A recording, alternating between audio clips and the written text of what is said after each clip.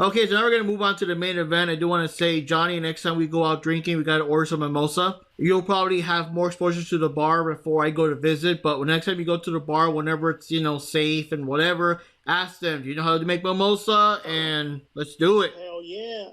All right. Between you guys and this guy, we might have to change it from the Diving Carter podcast to the Never Sober podcast. Oh, man. Yeah, one of these days we got to get some bubbly and review.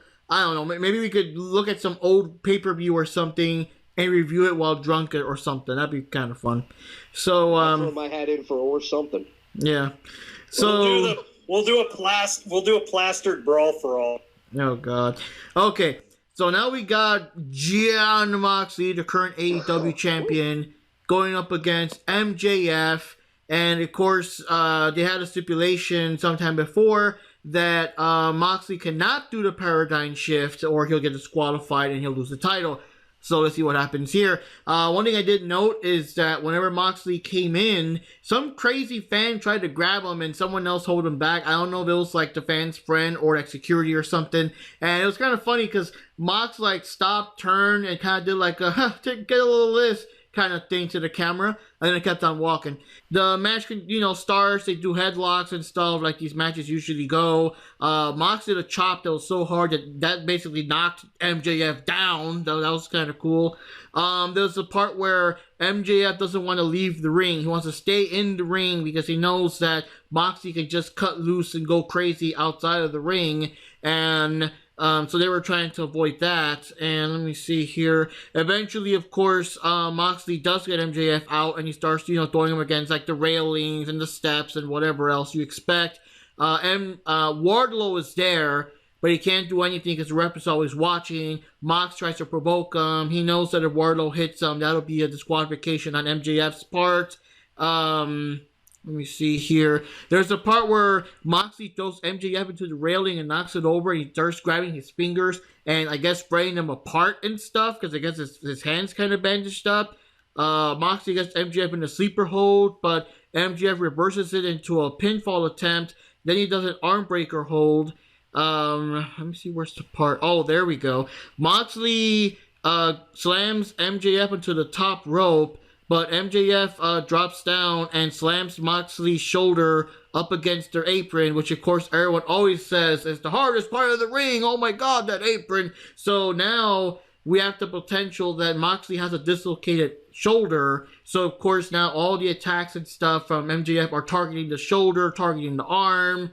Moxley's trying to shake it off, I never know if he actually popped it back in place or not, but there were several attempts from him to pop it back into place. MJF attempts several arm locks and stuff on the bad arm. Mox hits him a couple of times, but MJF rakes his eyes whenever the referee's not looking and whips him into the ropes using the bad arm, I have to say. MJF does a running shoulder block and bumps Mox out of the ring and onto the concrete and railing. MJF slams his face into the ring. Wait, what? No. Mox grabs MJF's face almost like a claw pie face thing and throws him, backwards to the ring post. Mox is attempting to pop his shoulder into place. At this point, MJF is busted open because he fell into the ring post, and now he's bleeding all over the place. John kicks him and stuff, and he has to stop himself because he was trying to do the paradigm shift, so he has to stop himself. He almost did it there. John tries to pick up MJF for a pile driver, but drops him because his arm is bad, so he can't quite pick him up at this point. And he slams MJF into the concrete, back into the ring. John does hit him with a pile driver, but MJF still kicks out. Moxley bites onto MJF's head despite the fact he's already busted open and bleeding. MJF bites Moxley's hand. Then he does a double stomp on the bad arm that was so bad it looks like he just damn broke his arm. Like the crack on that was so loud too, man. MJF keeps grabbing the arm again, and they start trading shots. Moxley hits him with a rolling German suplex and a lariat, but he still can't pin him. MJF keeps kicking out. MJF actually spits in Moxley's face, and Mox gets so pissed, he's like, the hell with it, I'm going to do the paradigm shift now, but the referee stops him and reminds him that, yo, hey, whoa, hey, if you do this, like it's over, right? You know that, right? And whatever. So he stops. MJF grabs his arm for submission hold and is now biting the hand. It's a Fujiyama armbar. I don't know how to pronounce it, sorry. Mox somehow gets his leg on the ropes to, prevent from tapping out. Moxley tries to choke MJF. MJF grabs onto Moxley into a heat seeker, slams him face first into the mat, tries to pin him, but Moxley still kicks out. MJF tries to do another heat seeker, but this time John reverses it, does a backward slam. MJF still kicks him out. Both of them have like an epic stare down, just, pure hatred now in each other's eyes, face to face. They start trading like punches and elbows and headbutts and slaps and knees to the face, like the whole shit, Mox is about to run into MJF. MJF, as he usually does, cowardly pulls the referee in the way. And since Moxley stops and stuff, whenever the referee takes his eyes off for a second, MJF throws a thumb to the eye. Moxley gets him into a sleeper hold. MJF pulls the ref in so that he can't see, I guess the particular angle the referee doesn't see that MJF hit Moxley with a low blow now and tries to get him for a pin. Moxley still kicks out. MJF, to I guess insult the Rhodes family, hits him with the crossroads. Moxley still kicks out. So at this point, Wardlow tosses in the ring and he's distracting the referee and everything. And I just love this. This is so fucking clever. So Moxley gets up just in time to see that MJF is grabbing the ring. They have this split second of them looking at each other. It kind of Moxley realizes that, hey, the ref's not looking. The ref's too busy dealing with Wardlow. So he grabs MJF with the paradigm shift. Doesn't count, the ref don't see it, knocks him out, gets the pin, gets the win. And I love how he, looks at the audience I don't know what happened there. I didn't see nothing. And whatever. And in the crowd, Lance Archer and Jake the Snake are watching. And Mox flips them off. And he's ready for whenever they want to challenge him. But I just love that. Taking advantage of MJF's own dirty tactics, using him against him. That was so fucking perfect. And Wardlow sold the shocked look so perfectly too. That whole thing was just, using the old noggin, So thoughts, ladies and gentlemen? Okay, so what I thought about the match, both guys have a total lack of awareness of the current pandemic situation, if you know what I mean. They're spitting at him, and they're biting their arm, all that stuff. What? Oh yeah, I remember. I was texting Johnny during the match. Whenever Moxley was biting MJF and MJF was already bleeding everywhere, I was like, and this is how Moxley got COVID. Yeah. Yes, honestly, that's one thing I said that I never liked about wrestling matches. I don't like seeing a lot of blood so much. I mean, if it happens, it happens, but during this time, I don't really want to see it because I don't want anyone getting sick. Yeah. Yeah, I never was a fan of Moxley, biting people's head kind of thing. I'm really not a fan of. I like wrestling. Don't get me wrong, but I'm also not a fan of the super gory type wrestling what you kind of see in this match. See, I'd be like or what happened with that workplace accident match. See what I would have done if I was MJF, and I was gushing and fucking Mox came over and started biting me. I'd just be like, haha, joke's on you, I have hepatitis. Oh my god. Yeah.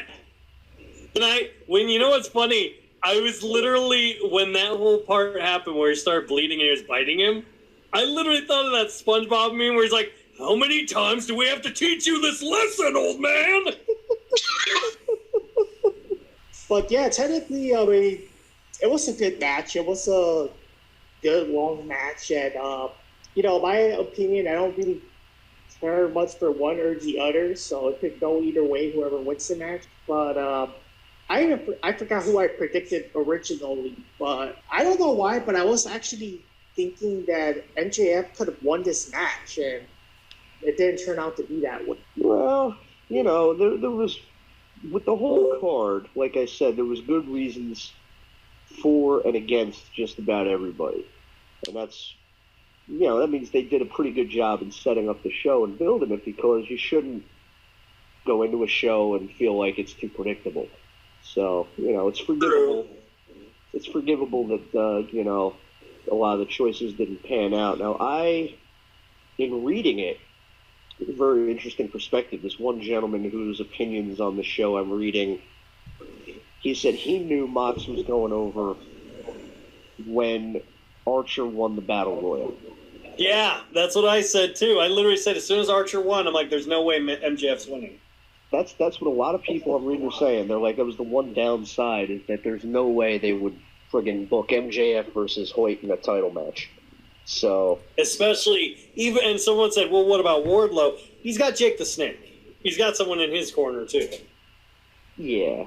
I mean, that sounds like they did a good job with the match. See, I actually kind of, even though I get why they did it, and it does kind of fit Matsui's character, it always kind of feels like a cheat whenever anybody does a stipulation match and then they kind of screw out of the stipulation. Like, the whole point of it was you took the air out of your own balloon. You set up this story with, and he's your babyface, right? So it's like, the babyface can't use his finisher, and you hit people with that over and over and over again, and then he wins by babyface uses his finisher. It's kind of like a bait and switch sort of thing. It brought me back to the power bomb match between Nash and the Giant. Or was it Sid? I forget. But anyway, it was Nash versus Sid powerbomb match. Winner has to powerbomb the other guy, and then it was like ref gets bumped. They Nash knocks the guy out through shenanigans, and then he just wakes the referee up and was like, "Oh yeah, I powerbombed him," and the ref's just like, "Okay, I believe you." And I don't know. It's like you set up the stipulation, you beat the stipulation into people's heads. I still think it would have been better to have Moxley go over by having to use one of his older finishers that he doesn't use so much anymore. Because the guy's still going over. I mean, it just sort of makes him look... It puts the finish over more than Moxley. Because it makes it look like he couldn't win any other way. And the only way he could get out of the situation was to break the rule. And I get that it sort of fits his character, but at the same time, I think they're going to use this, though. I think they're going to use this to keep the story going.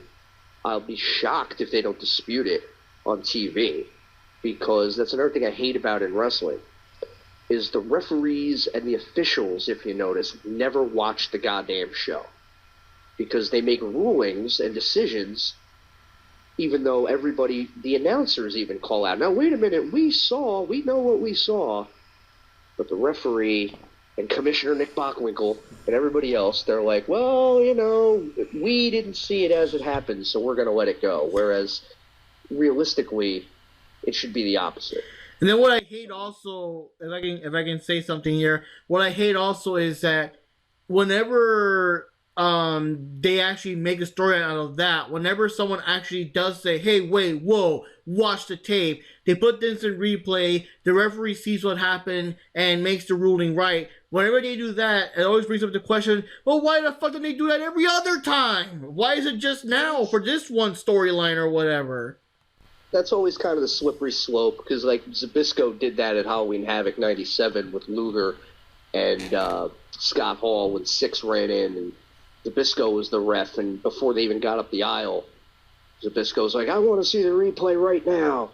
And he watched it, and he saw Six with the run in, and he restarted the match, and Luger won. But you're right, it does kind of raise the eyebrow of, why don't they always just do that? But I feel like in this case, it kind of made Moxley, even in victory, it made him look a little weak, in my opinion, It's like he couldn't win the match without the one move he wasn't allowed to use. So it's like 6-1. Yeah, playing dirty is to his style, even though he's the babyface, but it also kind of diminishes him just a little bit.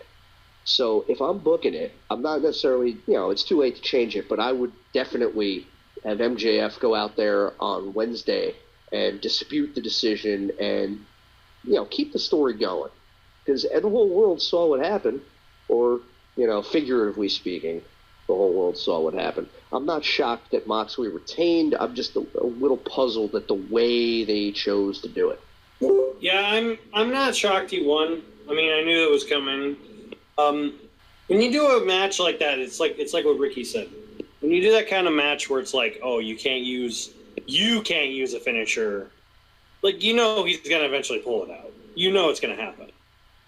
You know at one point, near the end of the match, he's going to pull it out. Ref's not going to see it. It's telegraphed, and it's kind of irritating that they did that as a stipulation. That's kind especially of with like a stipulation match. I just don't like stipulation matches because they automatically imply shenanigans. If it's done in the right way, it can work. Like, good example, I think one of the best ones, ironically, was one involving MJF, and it was the Cody versus Jericho match, where if Cody lost against Jericho for the AEW title, he would never, ever get to challenge for it, ever. And because of MJF, he lost. He still lost the match, and it's still being held up today. Like, he can't challenge for it. And I'm happy now, more than ever, that he can't challenge for it, because I've seen what he's been doing with the TNT title, where it's bugging me because they're booking the baby faces like heels, and then the heels like baby faces. Yeah. Like, get your shit together. Like, literally, they had Cody coming out. The reason everyone was happy and ecstatic that Cody lost the TNT title was because, literally, he was going out week after week and getting more freaking overt with his, look how amazing I am. Like, his entrance is 3 minutes long, where everyone else's entrance is less than a minute. Like, he literally comes out, he does the pose, he has the family, he comes out. Then they changed it to, originally it was the American Nightmare, Cody. They go, the reigning defending TNT champion. He is the Prince of Pro Wrestling. He is the American Nightmare, Cody. I'm like, dude, come on.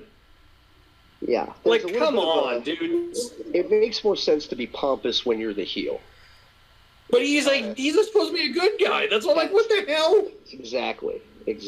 Like, I have a million nicknames too, but that's because if I'm, I need it because if I'm being a heel, I need that cheap heat. Like, I'll tell the guy, like, right, you say this and then this and then this. Right. I mean, hell, MJF says, MJF says, I'm better than you and you know it. He doesn't have to say anything more than that. You know, that's what he thinks, and that's cool. But like I said, it gets under my skin when they do that shit. But with, I think MJF looked really, really great in this match. I think it played a lot to the strengths of Moxley. It showed that Moxley has a little more of a wrestling side than he does a hardcore straight-up match. Because one of the things that I even said is that until he wrestled after WWE, because even before WWE, all I'd ever seen in Jon Moxley's matches were garbage wrestling, as I call it. You know, backyard, freaking CZW trash wrestling. Nothing against CZW. Like 90% of their matches are hardcore matches. And, like, hell, we could, Mark, you and I could have a match where we just smack each other with freaking fiberglass. It's not hard. It takes very little skill. Now, to get someone to look like a legitimate wrestler in that kind of setting, that's harder. That's why Taz was so highly revered in ECW. It's because everyone else was a hardcore wrestler. He was a legit wrestler. Dean Malenko was too, and so was Eddie Guerrero and Chris Jericho. But my point of it is, Moxley stepped it up, and I'm glad that he stepped it up. And now, he's not only got Lance Archer in his sights for his next challenge, he also has to defend the United States Championship against Kenta. So he's got two major threats on his horizon, and it's only a matter of time before his ass writes a check his mouth can't cash. And his time's coming. I think he's going to maybe get to 20-1 or over 20. What is his record right now? Right now, I was actually just on it because both guys going into the match were undefeated for the year so far in AEW. So this was going to put one guy ahead a little bit. I believe Moxley... Well, Moxley's never lost since being in AEW. So Moxley is now, at least for this year, he's 17-0. after Saturday night, and MJF was 8-0 for this year in AEW. Okay. So I'm gonna guess now. Moxley's gonna get to 20-0 and then lose. I'm gonna guess that's gonna be the point. He's gonna go that Goldberg streak. Exactly. But like I said, I was happy with the main event.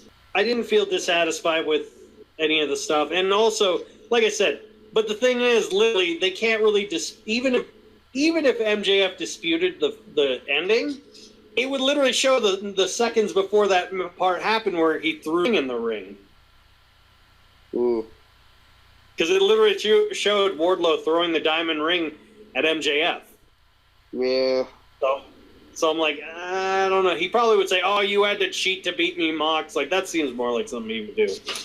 Or he's like, "Oh, I'm gonna sue you," and something. If they don't make it a story out of it, at least to get one more match out of it, it would be foolish though. Just because, again, he cheated to win. The babyface cheated to win. So usually don't do that and then just leave it alone. So there's definitely a question mark hanging in the air. But it does seem like it's one of the better regarded matches. It seems like everybody's pretty split as to whether or not the main event title match or the women's title match was match of the night. Because it seems like those two are the ones everybody's got to flip for as to which one stole the show, and everything else was either pretty good, just okay, or Jesus, what the fuck? So in the end, Johnny and I went for MJF, and you guys went for Gian Moxley. So I didn't get a point. So I'm at 4. Knives is at 5. Ricky Rock's ties at 5, and Johnny is at 1. So I guess we got the winning tag team of Jack Knives and Ricky Rocks, and Johnny's gonna have to join Sonny's OnlyFans account. Me and Jack. You know what? I just thought of a name we could call it. I just thought of a name we could call our tag team. We're both Cool Cats. You're the God of Thunder. We're the Thundercats. Boom. You know why that's so awesome? Because I just got my Ultimate Lion-O in the mail today. I'm so excited. Lucky. Nice. So cool. It's so cool. It's got a little paint bleed on the belt, but it's so awesome. I'm probably going to sleep with it tonight. What do you guys think was the match of the night? If you had to pick one match that was the match of the night. Well, other than the Matt Hardy, Sammy Guevara, what was the worst match of the night? Putting that one out of the picture, because that was more of a issue. Like, as a match as a whole, besides that match, what do you think was the worst match of the night? I mean, counting the buy-in or not counting the buy-in? Don't count the buy-in. Count the main show. Okay. Probably Young Bucks and Jurassic Express. I mean, I would have liked it more if Jurassic Express won. Everything else still had its own charm. I would have said Baker and Swole, but they have, I mean, it's something different, though. They have at least a novelty factor in it, but probably Young Bucks and Jurassic Express was probably the worst match of the night. But it was a pretty good match. If that's the worst of the night, then that's a pretty good pay-per-view. Johnny, what do you think? Oh, I'm going to have to go with... I'm pretty much tied with the Swole match, the one in Vince's office. And I'm also tied with Young Buck. Now, I'm going by just description, so I got to put that asterisk next to it. But going by description, I got to say, based on what I know that I like and dislike, I wouldn't want to watch the Britt and Swole thing. I don't want to call it a match. I don't call stuff like that matches. It's not wrestling. So I'm outspoken against these little mini movies pretending to be wrestling matches.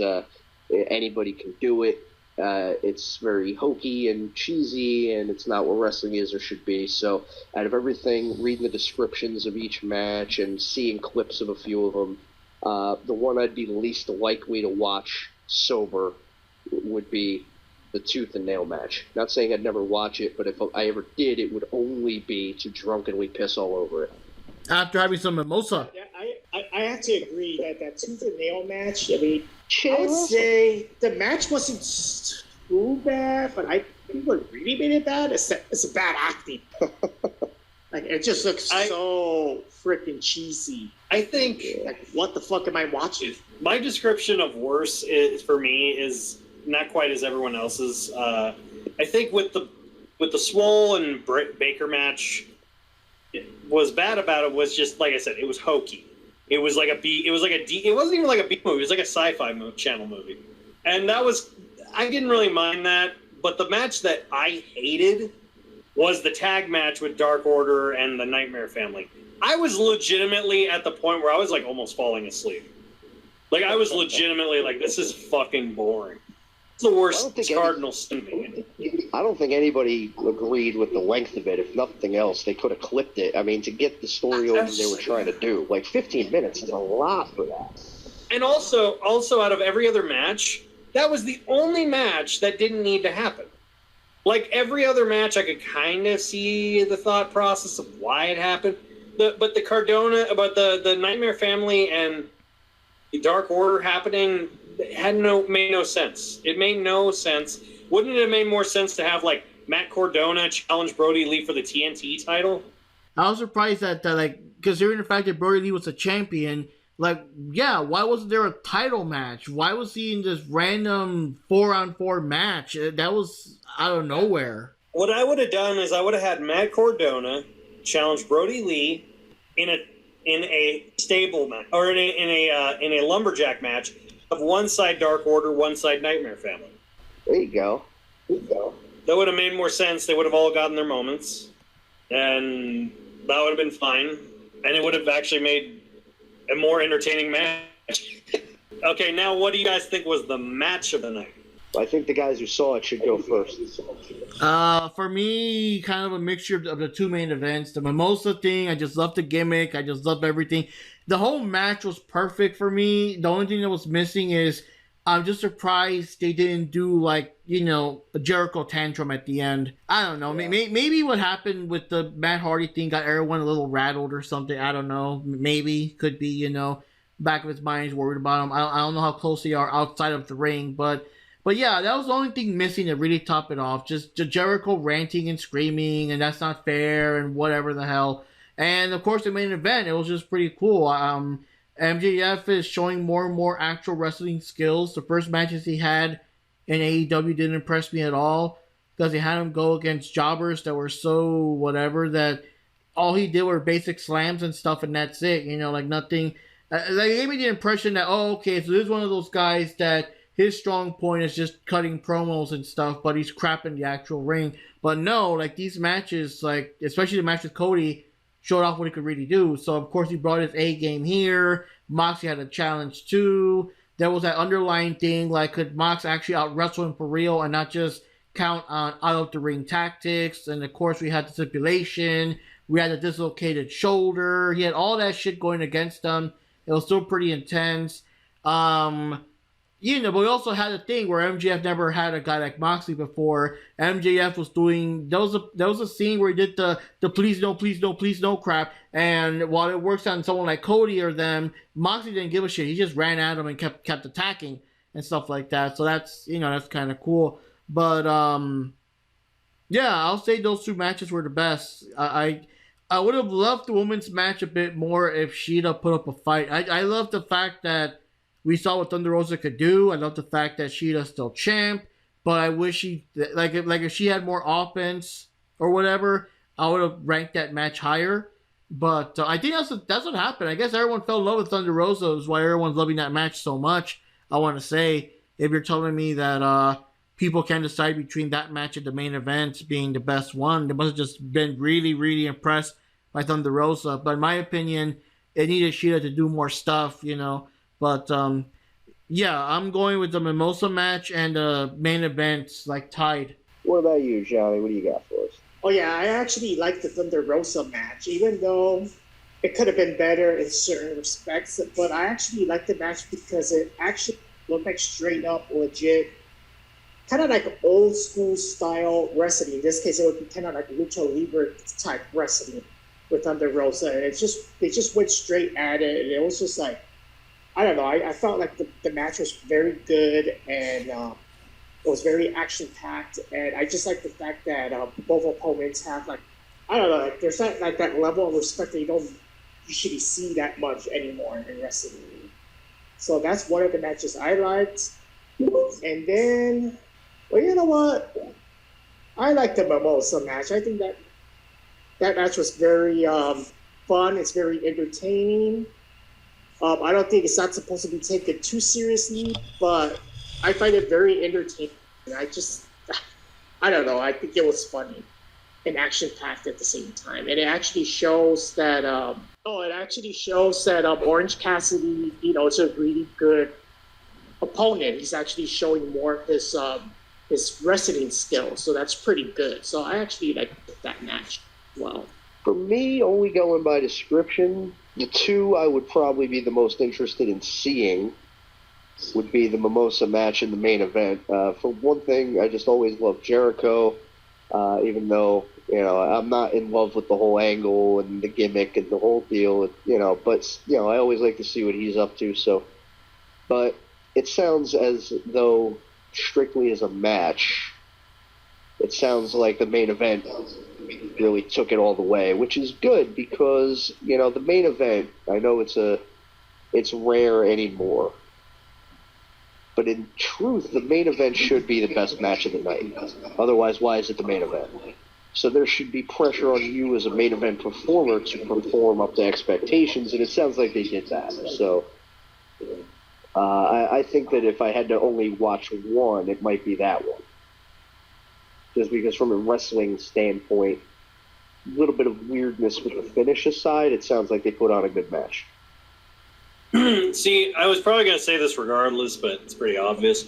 I'm going to say the Rosa Shida match, not just because it was probably I'm going to flat out say it was the best women's match they've had in AEW. Not best women's match ever by any stretch of the imagination, but best match that this company has had. And I feel that not only that, but considering that match came right after the whole Hardy Guevara incident, it literally felt like a palate cleanser. It felt like that was the thing that saved the show, in that regard. At first I was just thinking, it's going to be a good match. Oh, this is going to be a really cool match. And then I didn't realize until after rewatching it, I go, no, that saved the show. Because it's what do you do after that? You know what I mean? They could have put on the Mimosa match right after to try to be in a palate cleanser, but no, they put that match on. And even though the crowds were distracted by the incident that happened, they were still. If you look at the wrestlers around, out of every match in the entire show, if you watch the match with Shida and Rosa, all of the AEW talent are watching the match so intently. They're so into it. They're like, what's going on? What's going to happen next? Oh shit, man. Oh shit. They didn't say anything. But every other match, woo, yeah, woo. But that match, they were like, oh shit, what's going to happen? Because they didn't know. And I think that kind of added more level to it. But if I go off of any other match too, I would probably go with the main event. Probably the main event or the Mimosa match. That's the problem. Is the Mimosa match was good for its own reasoning, that it was so good that it didn't need to be a gimmick match, but the gimmick kind of added to it. And the main event was good because it was surprising how good it was. I think that's kind of more like that. The match I knew was going to be good from the get-go immediately was FTR and Paige. Or FTR and Kenny and Paige. I knew that match was going to happen and going to be good. And once I knew that, I'm like, yeah, this is going to be a fantastic match. But out of every other match, I was I had decent expectations for that. I knew that was going to be a good match one way or another. The Moxley MJF match, I really had low expectations for, because I thought, how could MJF hold up against Moxley? I really thought, really? That's your main event? Really? That guy? It'd be it's the same reaction Ricky would have if, say Orange Cassidy got a title shot against Moxley. You'd be like, seriously? That, it would be that reaction for me. It's not that I think MJF is untalented. He's very talented. I just don't think he's up to the level of Moxley at this point in his career. It'd be like if Jungle Boy got a shot at Moxley. I would say the same thing. He's not ready. Yeah, that makes a lot of sense. Like I said, but like I said, I think like I said, my favorite match was the Rosa Shida match, and then seconded by the main event for how good it was, unexpectedly good. And the worst match I still think is the 8-man tag. Yeah, the 8-man tag. Just because it literally felt like a TV match. Like, it didn't need to be on the pay-per-view. Well, I will say, like, that is one thing. I remember before the show, I texted, I was like, I'm hearing some rough stuff about this show. It seems like the consensus is that, like, 2/3 of the card, really, what's good is really good, but the 2/3 of the card didn't even need to be there. Pretty much everything before the women's title match was extraneous. And then after that, they kicked into a gear, but even the 8-man tag was kind of iffy. Not bad, necessarily, because actually I've seen a lot of good... People give that match good marks, but they just question the importance of it. Like, did it need to be here? So yeah, it seems like a mixed bag of a show. But what's good is really good, but some of it dragged a little bit for length, and then some of it was just downright horrible. It felt like going to a really cool rock festival and seeing these bands you really like, and then like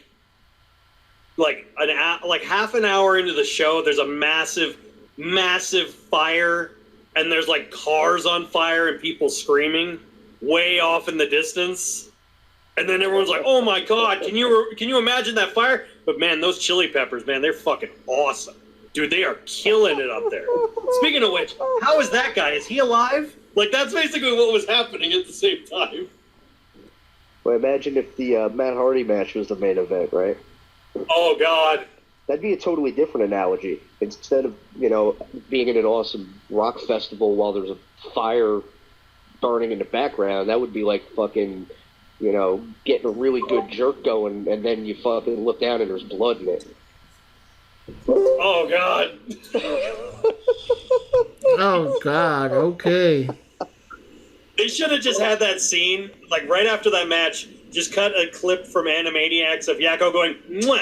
Good night, everybody." Good night, everybody. Yeah, I think so. Can I give my quick opinion? Yeah, go for it. Go ahead. Well, honestly, though, since, for the parts that I could hear, I think I probably would have enjoyed seeing the Mimosa match. It just sounds like it was fun. It sounded like it was entertaining. And the setups, and the moves and the setups for the match sound like it would have been really interesting to see.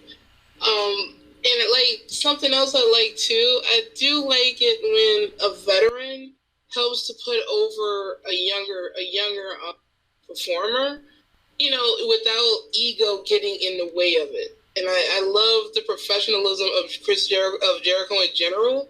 So I think I might be a little biased here. But I think I would have really enjoyed that because it just sounded like it was fun, it was silly, but entertaining. But everyone, they did pretty good with, Cassidy and Jericho. Yeah, but I do have taking a look at that. Yeah, but now I do have a question for you guys. How would you grade the pay-per-view as a whole, through a A, B, C, D, F scale? How would you guys rank the entire show? Yeah, A for one, excellent, and F for oh my god, why did I sit through this? I'll probably give it the highest score because I'm a big AEW mark. So, I'll give it a B because I did enjoy all of it. It's just, the Matt Hardy stuff was scary. And again, I wish that Hikaru Shida put up more of a fight against, what's her name? Rosa. Thunder Rosa. Yeah, I wish he put up more of a fight against Thunder Rosa. And of course, the Matt Hardy stuff was way too scary. I assume we missed out on whatever other shenanigans it would have done had that bump worked the way it was supposed to and all that. So I don't know. But I mean, I enjoyed most of the other stuff. Everything had its thing here and there. Oh yeah, another thing that knocks it is the stupid dent. Like I said, Ricky and I, we booked a much better dental match, but I kind of figured that they wouldn't care enough to make it that good. I kind of figured it would be a just get over with thing. I don't know why they didn't just leave it in the buy-in or whatever, but god dang. Rumor is that what's his name, Orville Redenbacher's kid, fucking Tony Khan, that he saw the preliminary footage and was like, "This is great, bump it up to the pay-per-view." And, Dios mío. It sounds like a total throwaway skit. Yeah, you know what? I'll give it a C due to that. The throwaway skit, done. You know, the women's match not being at least my expectation, I guess. The dentist thing bumps it down to a C, I think. But everything else. No, wait a minute. What? Where am I? My God, I must have had some mimosa myself. What were my other complaints before I went into the dental thing? Well, yeah, the Matt Hardy thing being extremely dangerous, the dental thing, and yeah, basically that. But I'll leave it back to a B. I'll just dump it to a B because of those two things. Because everything else I still enjoyed. The FDR winning the match was pretty cool. I still like Dustin getting the finish. I know that match is kind of weird. I don't know why it wasn't just a straight up Brody Lee championship match or whatever, but I did like that. You know, everyone got their chance to shine. Even QT Marshall got a chance to shine there. And, of course, the main event and all the other matches. My 3 nitpicks are just the dental stuff, how dangerous and scary, and just that weird feeling you kind of get after watching the Matt Hardy stuff. Of course, that kills the vibe, and thank God he's okay. And the whole thing with Hikaru Shida putting up more of a fight were my only complaints. Everything else, I still found some joy, some excitement out of it, you know, entertainment out of it. I guess the buy-in doesn't count, but that was a real throwaway. I don't know. I prefer the Casino Royale thing being part of the buy-in, actually. If you're going to entice people, because the buy-in is supposed to be free to entice you to whip out them $50. And if you're going to put 2 random throwaway matches, like, you're better off leaving in the Casino Battle Royale, because you're like, oh shit, this shit's awesome, yo. Where's my $50 at? But you get like this Joey versus Serpentico and Private Party versus number 3 and number 4. Like, I don't know, but yeah. So I'm giving it a B because, you know, I'm still a Mark, but I can't lie and say it was a straight A. You know, it's a B. Sounds pretty reasonable. What do you think, Johnny? What would you give it? Yeah, that's pretty good. Oh, you know, hold on. You know, you could have said like a B- or a C+. Yeah, you know what? B-. Okay, well, that's what I was going to put right now. That's how I'm grading this pay-per-view. I'm also putting a B-. I agree with most of the points you guys have put out about the show, all the pros and cons.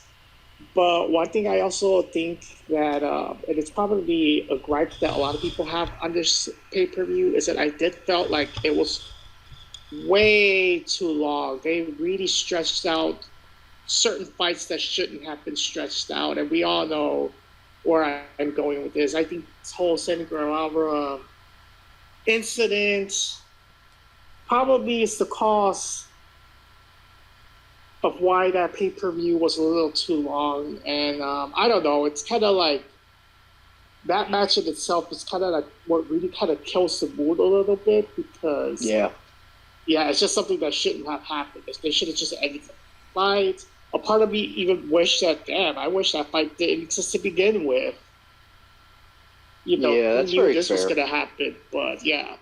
But the tooth and nail match, that match, even that could have been a buy-in match. I don't see how this is a good way to pump up the viewers. Like, yeah, I spent $50 watching this.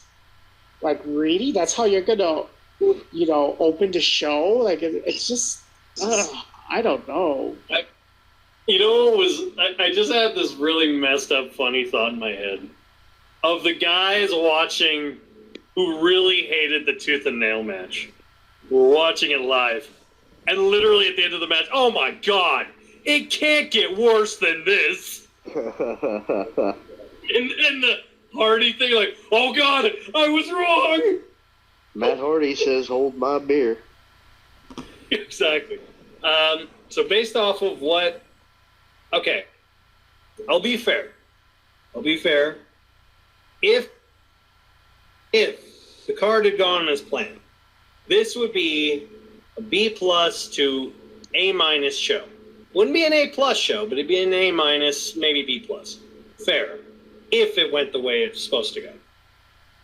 But with the show that we have, it honestly, as a whole, was not the worst, but one of their one of their lesser shows, with a few key highlights that I would say, yeah, that was a good match. But overall, based off of that, based off of what we have, not off of wishful thinking,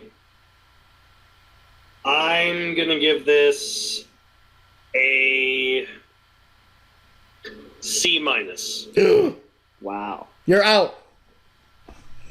Sorry. This is the I'm last sorry, episode of Jack Knives in our show. We do not tolerate this level of disrespect for all elite wrestling, you know. Look, it's the simple fact of the whole situation of, like, there's two problems with it. It's not just the Guevara. The main thing was the Guevara Hardy thing. That after that happened, the show, it was a recovery mission. It was a recouping mission. It was rehabbing. It would be like cutting to a snuff film. It's like, oh shit. It's like you're watching the Smurfs and then cut to a snuff film. Those kids ain't gonna be like, oh, I wonder what Papa Smurf's up to. They're like, oh god. like that was what it was. And then but even putting that to the side, it's just like what Johnny said. With that putting it to the side, why did they put the two added extra matches that weren't even announced until the day of on the pre-show? Wouldn't it have made more sense to have the Young Bucks and Jurassic Express, or have had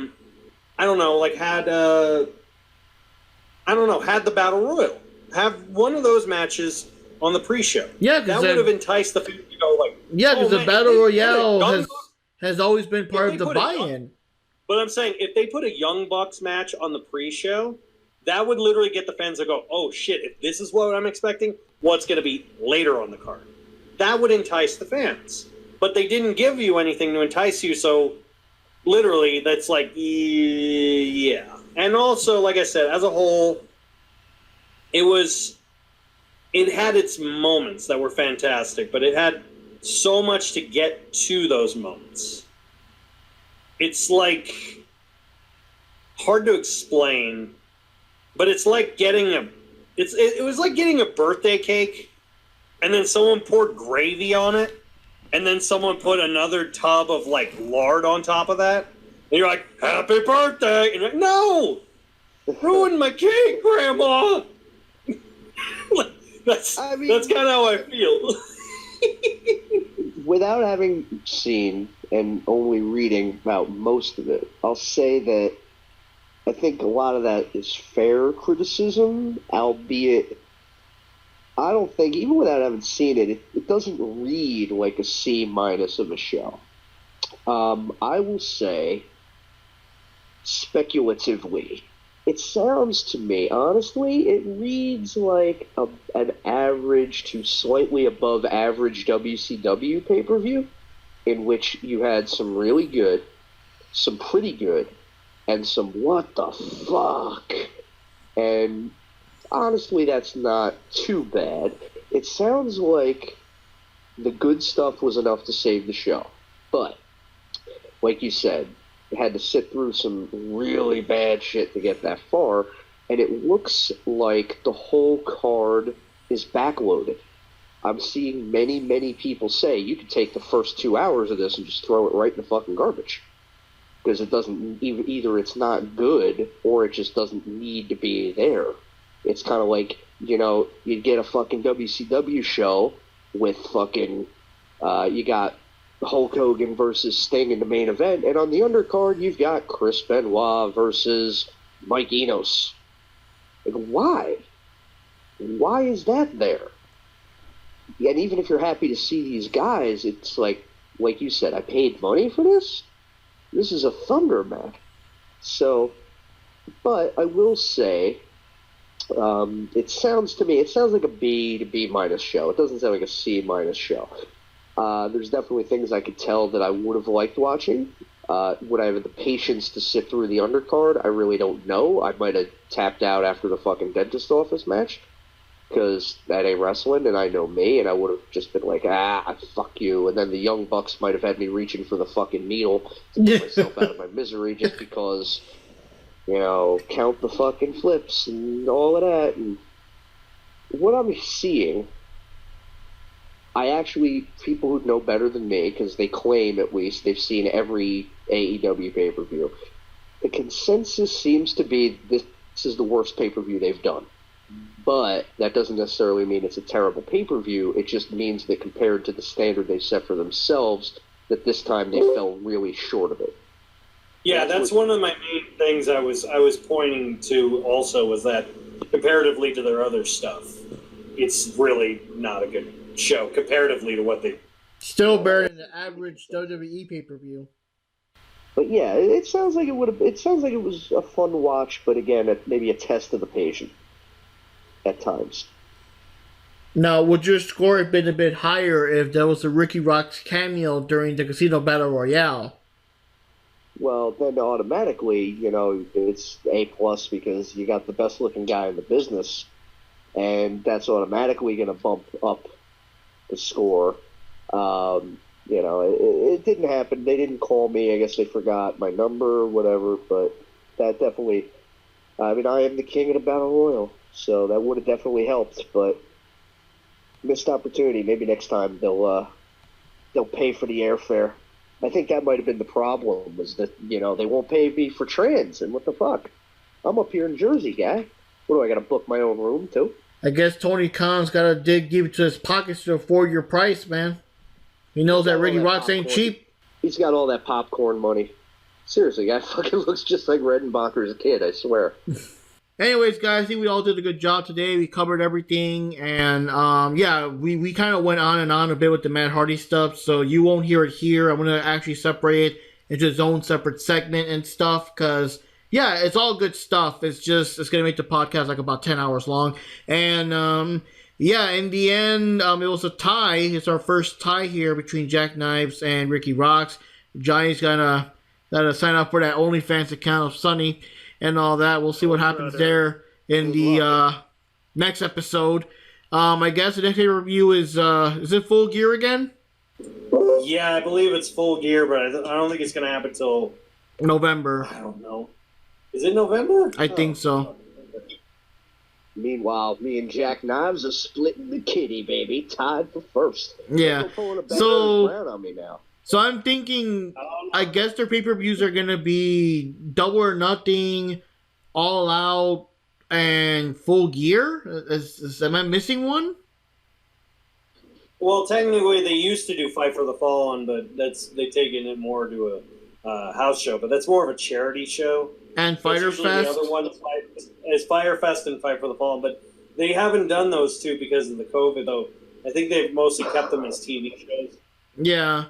But I don't know. I'm hoping next year they do them like that again, because that was cool, and I hate it so much because as a pay-per-view, I guess free per-view, whatever you want to call it, it was cool for me to watch it Saturday, but they put it on Dynamite, and again, I'm stuck at work. I can't just get out. I can't just hang up on people, be like, sorry, yo, but Dynamite's on, and it's Fyter Fest, so hang up and try again. I can't do that and keep my job. So I'm missing the episodes. I'm missing the main event and stuff because I still got to work or whatever, and it just pissed me off. And then like Fyter Fest, they split Fyter Fest up into 2 episodes, but they made Fight for the Fallen only 1 episode. Like, dude, what y'all doing? Like, you know, I don't know. I didn't like it at all. I mean, I'll take it this year because we all know what's going on. We can't, like, you know,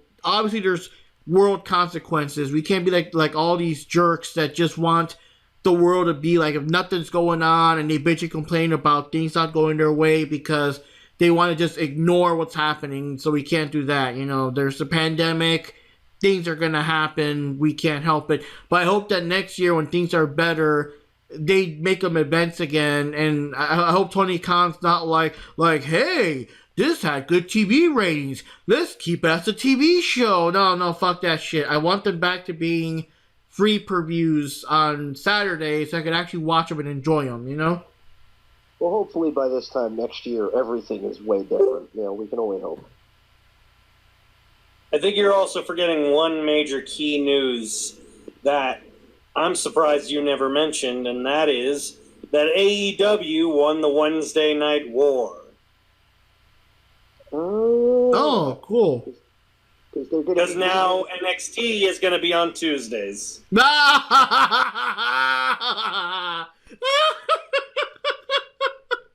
Oh my god. Y'all can't compete, bitches. Oh, that made my day. That made my day. Now, the only downside is that the only major downside is I'm worried how it's going to affect Impact Wrestling, because I legitimately like Impact Wrestling. So I'm more curious what's going to happen with them. Oh my god. Well, although theirs is a little later in the night, so I think they'll be okay. yeah, they'll probably be all right. Like you said, it is on later. You know, it's the funny. It is kind of a funny situation. You know, it's like USA finally. We're like, you know, pride is pride and whatever, but you guys are costing us money with this shit. So. And also, think about the fact that this is the first time in 30 plus years Vince has had to tuck tail and run away from anything. Like, every other time this has happened, it's been a company folding under. This isn't a company folding under. NXT is still around. It's just moving nights. That is a sign of weakness. And you know Vince, with his ego monster, is not going to let that slide. And not only that, but everyone is so tired of the crap that Raw and SmackDown has. The NXT is their better show. I mean, they want to sell Raw like the A show, but it's like, no. NXT is the A show. Raw and SmackDown suck anymore. That's why all the people that are on NXT are literally saying people keep wanting, like Vince keeps wanting to push them to Raw and SmackDown. They keep telling him, no, we're not leaving. Adam Cole only re-signed because he said, I'm only re-signing if I could stay on NXT. And same thing, Gargano said it, Ciampa said it, Balor said it, Rhea Ripley said it, Io Shirai said it. All of them said that. Because they're like, we've seen what you fuckers have done. Wait, so Io Shirai is back at NXT? Io Shirai, not Kairi Sane, Io Shirai. Yeah, that's what I'm saying, because I thought she was already at the main roster by now. No, she's still the NXT champion. Oh. No, she's still the NXT Women's Champion. What turbulent times we live in, you know, it's amazing. She's also married to Evil, the wrestler from New Japan. Which is hilarious to me because he's so big and she's so tiny. Like a lion mounting a bunny rabbit. So, oh god. So now you know, Rox, whenever you get the call, you better sign some kind of contract that guarantees you stay at NXT and never, ever, ever go to the roster. Oh man, I don't know if they can even afford that call's coming, yo. The calls are coming. I would still say Vince McMahon on my paycheck, though. And it's only I don't know if I can live with myself. But Mark, they're gonna have to watch out for our wrestling company from our fantasy booking. Oh god, yeah. I'll put the link below, guys. So you guys can check out Jackknife's channel. We get a episode. I think it was just you, me, and Macho Taco, and we were doing our. It's gonna be a while before I upload it, but when it comes out, trust me, you all are gonna dig it. It's literally, we came up with the perfect ultimate starting roster for a wrestling company. Now, don't hate us, Rocks. We forgot to mention you, but we were kind of thinking of bringing you in like the next wave. You know, we can't have all the top stars right off the bat. We need some, second generation guys. Yeah, I'll come in and challenge the champion, and everybody will be like, "Where's this guy cut off?" And that'll be the gimmick. There you go. Yeah, but you'll be like the surprise upset though. Well, I think we all pretty much beat the horse down. We got it. We pretty much covered all the angles on this one. It sounds like. Yeah, we did. So so before this becomes a 4 or 5 hour thing, and oh my god, I'm gonna spend half the day tomorrow editing this. We could wrap it up for now. And say our little closing things. This is Mark Rodriguez here on behalf of the Diamond Cutter podcast. Okay, so this is Johnny Rodriguez. I'm glad that we did this podcast. I had a good time. It was very a bit of a lackluster in certain parts of the pay-per-view, but overall, it was still entertaining. There were just some things they should have I'll never have done. You take longer to say goodbye than I do. Oh yeah, so okay, so yeah, goodbye guys, and see you next time. You're so mean, Ricky. I'm turning heel. That's my gimmick. This is, on that respect, this is Ricky Rock signing off. And if you can't be good, be bad. And you know what they say, if it's leaning too far to the left, switch hands and gain a stroke. Sorry. Oh, yeah. Anyway, thanks for having me, guys. Sorry I couldn't contribute, much since I missed the pay-per-view. But I had fun. I appreciate being invited to join in and hearing your guys' thoughts on it. And hopefully I can come around another time. Always a pleasure. And this is the one and only Jack Knives of Jack Knives Reviews, signing out for the Dive and Cutter podcast. See y'all next time. Good night, everyone.